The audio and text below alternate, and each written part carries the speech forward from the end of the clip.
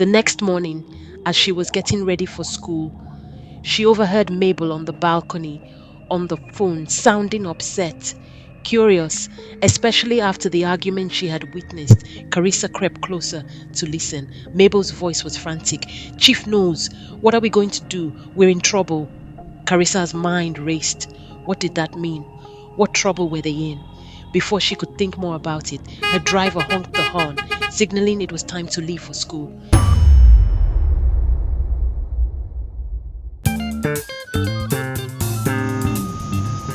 Charissa Okonkwo is a 17-year-old billionaire heiress who attends Christian College, a prestigious school where the wealthy and powerful fight to enroll their children. Her father, Chief Noel Okonkwo, is a billionaire businessman known for his unwavering honesty, a trait that has earned him both friends and enemies in the business world and in high places. He adores Charissa and has always been protective of her. After losing his first wife, he single-handedly raised Charissa, instilling in her the values he holds dear. However, 1 year ago, he married a 25-year-old woman named Mabel. Charissa never liked Mabel from day one, but accepted her because her father seemed genuinely happy. But things changed 6 months into the marriage. Chief Noel was no longer the joyful man Charissa knew. He would come home very late at night from work. Charissa would wait up for him, but would only fall asleep doing so. Chief Noel now spent more time drinking, a habit he used to indulge in when he first lost Carissa's mother. Charissa could tell something was wrong, so she confronted him about it, but he smiled and insisted that everything was fine. But she could sense that all was not well. Late one night, while sneaking to the kitchen for a midnight snack, Charissa overheard her father arguing with Mabel. He was raising his voice, something Charissa had never heard him do, not even with her late mother. She was stunned.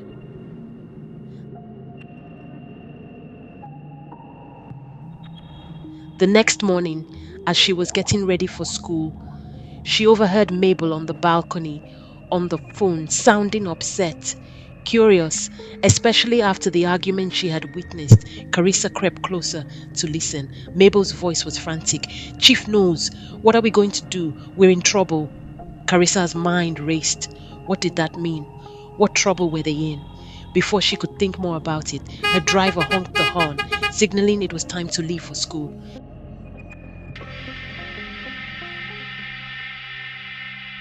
Still, the events of the morning and previous night haunted her all day at school. It was late in the afternoon, while in volleyball practice, that the principal sent for her. Charissa was curious. She hasn't been in any trouble she was aware of. When she entered Jacob's office, she was shocked to see her father's younger brother, Bem, seated with the principal, both looking gloomy.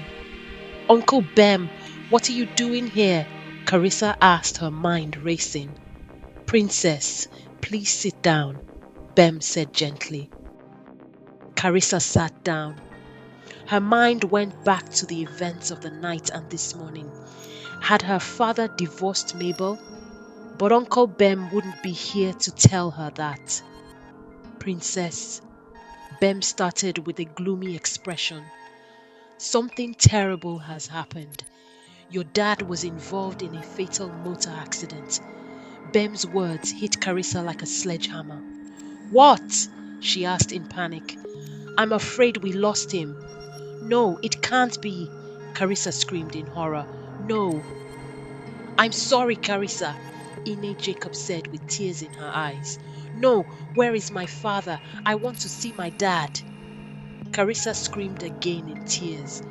But before Bem could answer, Charissa had already bolted out of the room. Bem went after her. Jacobs was overwhelmed with grief. "Poor child," she said sadly. In no time, Bem and Charissa were already at the hospital. They found the doctor, Olu in the hallway. Dr. Olu has been Chief Noel Okonkwo's family doctor for over a decade. Bem took him aside. Doctor, I would like to see my brother's body without his daughter. I don't know the extent to which the accident damaged his body. Bem pleaded, but Dr. Olu only looked at him in confusion. Body? Who told you Newell is dead? Dr. Olu asked with a frown. What? Said Bem, almost shocked. He's alive. Charissa had already come closer. Is my father alive? Charissa asked in desperation. Yes, Charissa, replied Dr. Olu. He's in the ICU. Wow, said Bem. That's a relief, he stammered. They arrived at the ICU, and there lay Chief Noel Okonkwo, tubes connected to his body, keeping him alive. The once strong and powerful billionaire now lay unconscious on the hospital bed, his life hanging by a thread. He experienced traumatic injuries to the brain and spinal column during the accident. Dr. Olu explained solemnly, he's in a coma. We're still running some tests to determine the full extent of his injuries. Charissa broke down, crying uncontrollably. Daddy, please don't leave me, she wept. Mom already left me, and you're all I have left. Dr. Olu sighed, turning to Bem. Where's his wife? Dr. Olu asked. Before Bem could respond, Mabel walked in through the door, a look of confusion on her face. Dr. Olu, Bem, what's going on? She asked, her voice tinged with worry. The moment Charissa saw Mabel, she lost control. What are you doing here? She shouted, her voice trembling with anger. This is your fault. You did this to him. He was happy before you came into his life. Mabel and Bem stared at Charissa in shock as Dr. Olu tried to calm her down, but Charissa kept screaming. Get out of here! Stay away from us! She yelled, her voice echoing through the sterile room. Dr. Olu stepped in, his voice stern. I think you should excuse us, Miss Mabel. Stunned and bewildered, Mabel nodded and slowly backed out of the room. Charissa collapsed next to her father's bed, weeping uncontrollably. Bem stood there, still in shock, trying to make sense of what just happened. For the next 2 days, Charissa refused to leave her father's side. She wouldn't go home, not even to bathe or change her clothes. Neither Bem nor Dr. Olu could persuade her otherwise.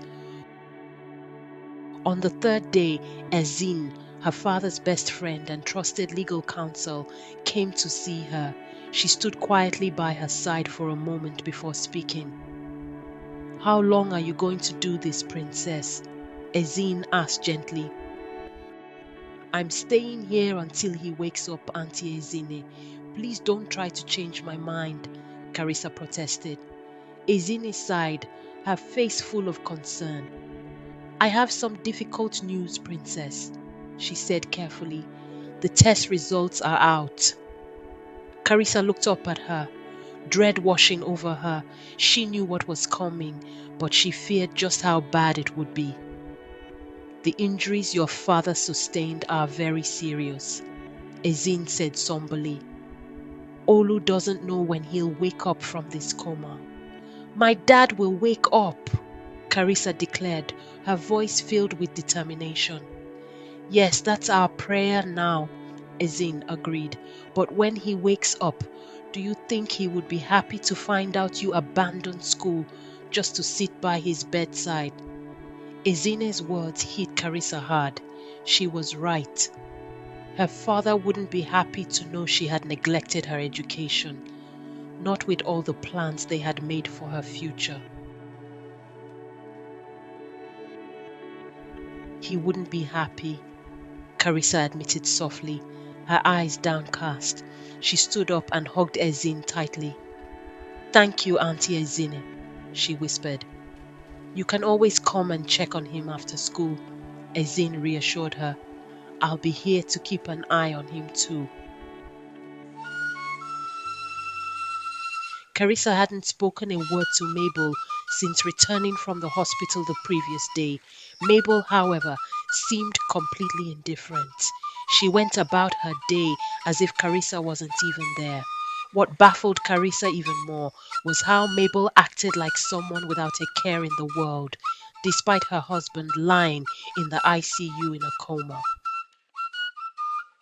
Mabel spent hours binging on shows from Netflix and Prime, her laughter echoing through the house during long phone conversations. Charissa found this behavior both strange and hurtful. How could this woman, who had somehow driven her father into that horrible accident, be so carefree and unfeeling? It wasn't just Mabel's indifference that bothered Charissa. It was also the endless phone calls. Who was she always talking to? It was almost as if she was happy that Chief Newell was in a coma. Charissa couldn't shake the feeling that something was very wrong. What had her father found out about Mabel that had made him so unhappy? A chilling sense of foreboding washed over her. She knew she had to get to the bottom of this. When Charissa returned to school on Monday, not much had changed. The only new thing was the exciting gossip among the girls about their new attractive gym teacher. He's such a dream. I swear I'm not waiting until graduation to start dating him, confessed Vicky, one of the popular girls. Charissa and her friend Lola couldn't help but laugh as they stood in the hallway listening to the excited chatter. Here he comes! Here he comes! Lola squealed in excitement. And then there he was, Calvin, walking down the hallway in a fitted designer tracksuit that left little to the imagination. Carissa's classmates hadn't been exaggerating. This guy was even more gorgeous than they had described. The toned muscles of his athletic body seemed to ripple with every step he took. He's like WizKid and Burna Boy combined together, Lola gushed. He didn't look a day over 24. Please take your shirt off, Vicky half joked, drawing giggles from the group. But as Calvin walked towards them, Charissa noticed that he was looking directly at her, smiling. Her heart skipped a beat. For a brief moment, all her family troubles disappeared from her mind. Calvin stopped in front of her, his smile broad and genuine. Charissa, right? He asked. Huh? Charissa stammered, caught off guard. I'm Calvin, your new PE instructor and volleyball coach. He introduced himself, extending a hand. Oh yes, I'm Charissa, she managed to say, shaking his hand. His grip was firm, but his palms were surprisingly soft. Butterflies swirled in her stomach. I heard about your father. Please be strong. I believe everything will be all right, Calvin said, his expression turning serious. Charissa nodded, touched by his concern. None of the other teachers had offered her such personal encouragement, not even her friends. Their hands lingered in each other's grasp for a moment, almost like they belonged there. Then Calvin let go, seeming to realize they had held hands a bit too long. If you need anything, I'm always here for you. I mean, for all of you. I'm here for all my students, Calvin added, suddenly awkward and stumbling over his words. Charissa gave him a warm smile. Thank you, Mr. Calvin. Calvin nodded and walked away, leaving a trail of awestruck gazes behind him. Ooh, looks like our Prince Charming has found himself a princess, Lola teased. God forbid, Charissa shot back quickly. He's way older than me, and besides, it's inappropriate. She stated this as a matter of fact, trying to sound convincing. I hope so, for your own good, Vicky muttered with a hint of jealousy. Leave him for me. Charissa and Lola burst into laughter. But inside, Charissa couldn't shake the feeling of Calvin's hand in hers and the warmth in his eyes when he spoke to her. Charissa arrived home feeling much better today. Maybe it was the encounter with Mr. Calvin or the light-hearted gossip her friends had filled her in on. As she poured herself a glass of water, she had this strange feeling that something good was about to happen. Just then, a phone rang. It wasn't hers, it was Mabel's. She had left it on the kitchen counter.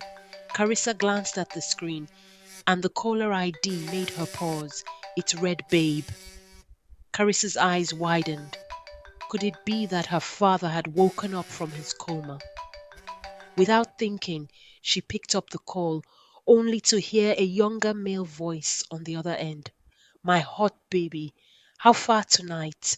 The photos you sent me have driven me nuts, said the voice, sounding raunchy and far too casual. Charissa froze, her heart pounding in her chest. The voice sounded disturbingly familiar. Hello? Baby, say something, the man on the other end pleaded. Uncle Bem? Charissa blurted out without thinking. The voice quickly cursed, and the line went dead. Charissa stood there, stunned by what she had just discovered. She had suspected Mabel was up to something, but she never imagined this. Mabel was cheating on her father, and that voice, it sounded like Uncle Bem. But no, it couldn't be. Uncle Ben was her father's younger brother, the one person her father always said he could trust with his life. It had to be a mistake. Or was it?